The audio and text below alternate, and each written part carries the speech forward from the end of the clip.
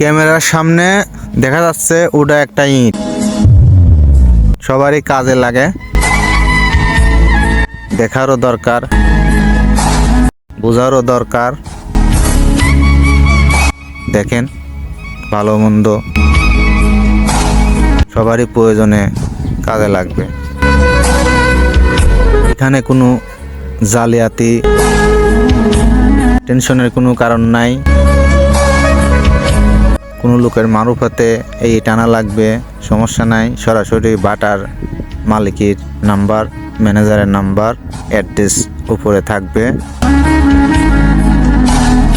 যার যার ইট সে আনবেন, কোনো টেনশন নাই। ফোন দিলে ইট পৌঁছা দিবে, টাকা নিয়ে যাবে।